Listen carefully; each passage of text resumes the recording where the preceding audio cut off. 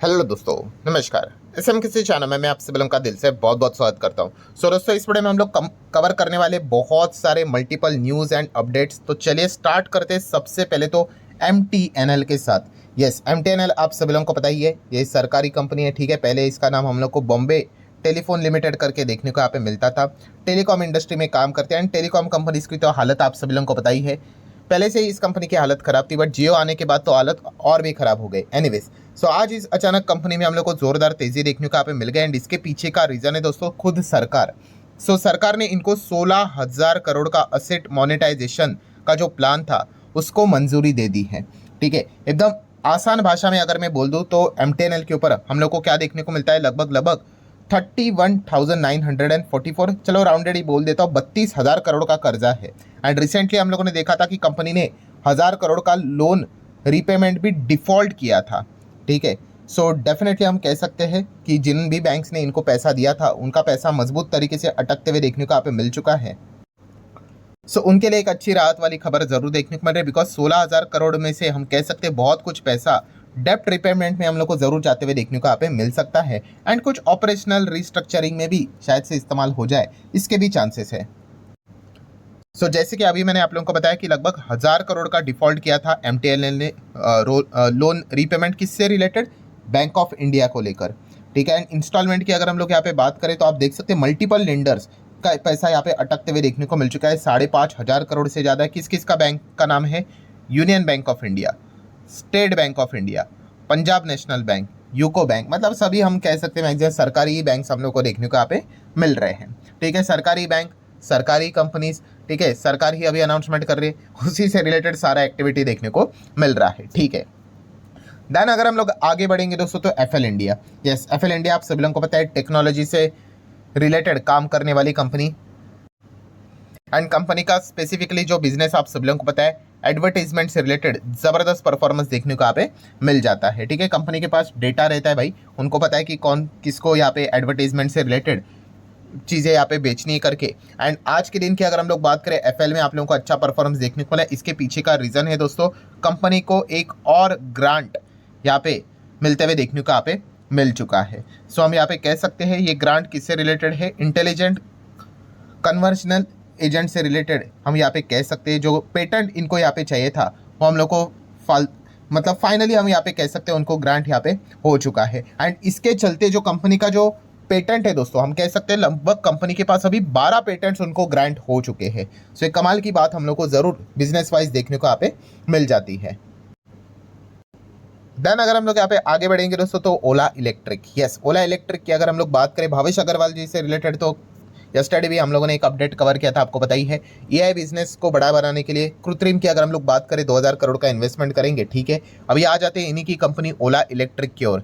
ओला electric mobility की अगर हम लोग बात करें दोस्तों तो एक बहुत बड़ा अनाउंसमेंट देखने को मिल चुका है कि Ola electric mobility enter into the electric vehicle motorcycle segment. अभी आप बोलोगे मोटरसाइकिल सेगमेंट तो वही तो बिजनेस है, तो दोस्तों नहीं, जो ओला अभी के बिजनेस में इसमें काम करते हैं इसको ईवी स्कूटर बोलते हैं। ठीक है, एंड अभी की अगर हम लोग बात करें तो ओला इलेक्ट्रिक मोटरसाइकिल के बिजनेस में हम लोग को एंटर करते हुए देखने को यहाँ पे मिल रहा है। एंड इस चीज़ के चलते आप देख सकते हो रोडस्टर एक्स करके नाम की मोटरसाइकिल, ई मोटरसाइकिल कहना बेटर रहेगा। ठीक है, वही एक्चुअल में है, ई मोटरसाइकिल इन्होंने लॉन्च किए जिसका फर्स्ट प्राइस 75,000 के आसपास हम लोग को देखने को यहाँ पे मिल रहा है। इसमें आपको अलग अलग टाइप के वेरिएंट्स भी देखने को मिलेंगे, बट इसका लुक अगर आप देखना चाहते हो तो ये मोटरसाइकिल, ठीक है, रोडस्टार की अगर हम लोग बात करें तो इस प्रकार के देखने को यहाँ पे मिल रहा है। रोडस्टार प्रो भी आप लोगों को यहाँ पे देखने को यहाँ पे मिल रहा है। ठीक है, तो इस प्रकार के आपको बहुत सारे अलग अलग वेरिएंट्स देखने को यहाँ पे मिलने वाले हैं। लेट्स सी, स्कूटर मार्केट के साथ साथ अब ये मोटरसाइकिल में भी एंटर करते हुए देखने को यहाँ पे मिल रहे हैं, मतलब ई मोटरसाइकिल की मैं बात कर रहा हूँ। देन अगर हम लोग बात करेंगे टाटा पावर से रिलेटेड यस्टरडे भी हम लोगों ने एक अपडेट यहाँ पे कवर किया था, आप सब लोगों को पता है कंपनी के क्वार्टर के नंबर्स भी यहाँ पे आए थे। ठीक है, नंबर्स के साथ साथ अगर हम लोग बात करें एक बहुत बड़ी चीज़ हम लोग को देखने को मिली थी, मतलब आप सभी लोगों को पता है बजट में सरकार ने 20,000 करोड़ का एक पैकेज आप कह सकते हो प्रावधान दिया है न्यूक्लियर एनर्जी मिशन को डेवलप करने से रिलेटेड। एंड जैसे ही ये चीज़ें हम लोग को देखने को मिल गई तो कल टाटा पावर की अगर हम लोग बात करें 4 तारीख आप सभी लोग देख सकते हैं, उन्होंने यहाँ पे एक अनाउंसमेंट किया। अनाउंसमेंट मतलब बातचीत यहाँ पे हो रही थी कि वो एंटर करेंगे करके ये न्यूक्लियर रिएक्टर सेगमेंट वाला जो बिजनेस रहता है उसमें, ठीक है। एंड उसी के बाद अभी की अगर हम लोग बात करें कंपनी के जो सीईओ है प्रवीर सिन्हा जी की अगर हम लोग बात करें तो उन्होंने बताया कि लगभग उन्होंने 6 लोकेशंस को यहाँ पे शॉर्टलिस्ट किया है for the nuclear power project. तो ये न्यूक्लियर पावर की अगर हम लोग बात करें जो प्रोजेक्ट है उसमें टाटा पावर बहुत ही ज़्यादा हम लोग को सीरियस वे से मतलब एग्रेसिवली मतलब इंटरेस्टेड नज़र आ रहा है। ये पॉइंट उनके कंपनी के सीईओ के ओर से मैनेजमेंट के ओर से देखने को यहाँ पे मिल रहा है। बाकी की अगर बात करें इनके वैसे भी सोलार से रिलेटेड बिजनेस तो इनके चलते ही रहते हैं। देन अगर हम लोग बात करेंगे निफ्टी 50, आप सभी लोगों को पता है साल में निफ्टी 50 में 2 बार रीबैलेंसिंग होती है, ठीक है। मतलब किसी ना किसी कंपनी को निकाला जाता है, किसी दूसरे कंपनी को डाला जाता है, ठीक है। ऐसा साल में 2 बार होता है, ठीक है।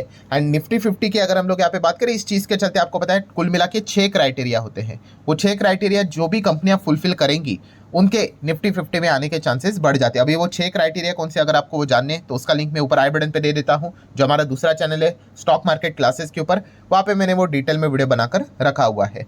सो अभी की अगर हम लोग बात करें दोस्तों तो ये रीबैलेंसिंग आप लोगों को फेब मार्च में ही देखने को यहाँ पे मिल जाएगी। एंड इससे रिलेटेड मतलब अभी भी कोई कंफर्मेशन वाली न्यूज़ सामने नहीं आए हैं, बट सबसे ज़्यादा चांसेस बताए जा रहे हैं Zomato and Jio financial services के। तो ये रिपोर्ट किसने निकाली है? जेएम फाइनेंशियल्स ने।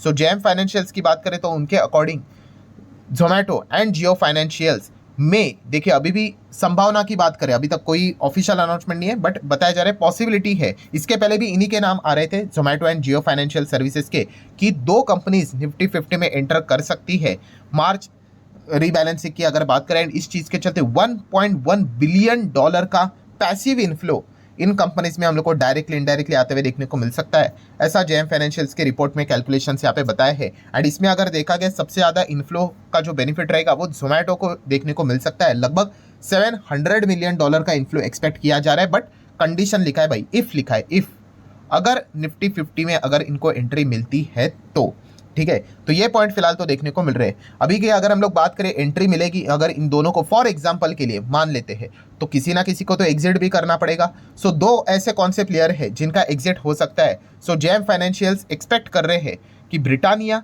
एंड बीपीसीएल ये 2 कंपनीज को निफ्टी 50 से बाहर निकाला जाएगा। इसके पहले की अगर रिपोर्ट की अगर हम लोग बात करें तो उन्होंने ब्रिटानिया इंडस्ट्री का नाम नहीं लिखा था, उन्होंने आइशर मोटर का नाम लिखा था, बट अभी उन्होंने आइशर मोटर का नाम वापस हटाकर एक्सपेक्ट किया है कि बीपीसीएल तो लिखा ही है, पहले से ही था, अभी भी है, एंड ब्रिटानिया वो एक्सपेक्ट यहाँ पे कर रहे हैं। लेट्स सी ऐसा होता है कि नहीं, 1 रीबैलेंसिंग होती है, 2 होती है, अगर 2 होती है तो किसका नाम है एग्जैक्टली, कौन एंटर कर रहा है कौन नहीं कर रहा है, ये सारा अनुमान का खेल है जो कि जेएम फाइनेंशियल्स ने अपने रिपोर्ट के जरिए बताया। आप चाहो तो फर्दर इसको लेकर स्टडी कर सकते हैं। नो डाउट किसी को भी इंडेक्स में एंट्री मिलना ये एक अच्छी बात होती है, क्योंकि एक पैसिव फ्लो तो आ ही जाता है, क्योंकि जो इंडेक्स फंड में निवेश करते हैं, ईटीएफ में पैसा लगाते हैं, म्यूचुअल फंड जो कि स्पेसिफिकली इंडेक्स से रिलेटेड ही होते हैं, इसके चलते वो पैसिव फ्लो आते हुए देखने को मिल जाता है। देन अगर हम लोग बात करेंगे दोस्तों तो डॉलर रूपी का रिलेशन, एंड हमेशा की तरह हम यहाँ पे कह सकते हैं हमारा इंडियन रूपी की हालत आज के दिन और भी ज़्यादा खराब होते हुए देखने को यहाँ पे मिल चुकी है, ठीक है। 87.39 अभी देखने को यहाँ पे मिल रहा है, ठीक है। अभी की अगर हम लोग बात करें लगभग आप कह सकते हैं 87.50 को ही टच करते हुए देखने को यहाँ पे मिल रहा था। इतनी खराब हालत हम लोग को आज के दिन बुधवार के दिन देखने को यहाँ पे मिल गया, ठीक है। एंड इसके पीछे के तो रीजंस आप सभी लोगों को पता ही है। सबसे मेजर जो रीजन आप सभी लोगों को पता है कौन सा वाला है? यस, ट्रम्प के टैरिफ के चलते आगे जाके ट्रेड वॉर का जो फियर है वो स्पार्क यहाँ पे होते हुए देखने को यहाँ पे मिल सकता है।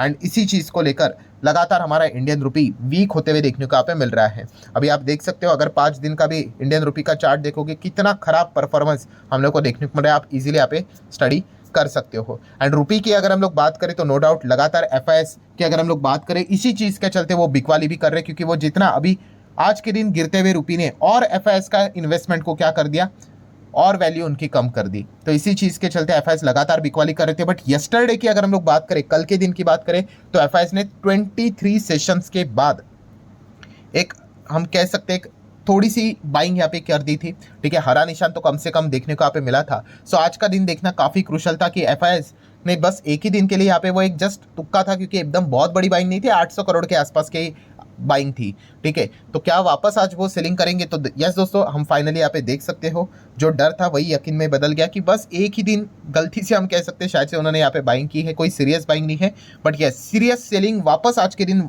आते हुए देखने को मिल चुके हैं एफआईएस की ओर से। करोड़ से ज़्यादा का माल, ऑलमोस्ट 1700 करोड़ को टच हो रहा था, वापस एफआईआईज ने क्या कर दिया, नेट बिकवाली यहाँ पे कर दी है। सो डेफिनेटली हम यहाँ पे कह सकते हैं एफआईआईज का जो वापसी तो मतलब हम लोग को जोरदार तरीके से होते हुए देखने को नहीं मिले, बस कल का एक ही दिन उनके ओर से बाइंग होते हुए देखने को यहाँ पे मिल चुकी है। एंड गिरता हुआ रुपी, ये सबसे बड़ा टेंशन हमारे इंडियन इकोनॉमी के लिए देखने को मिल रहा है।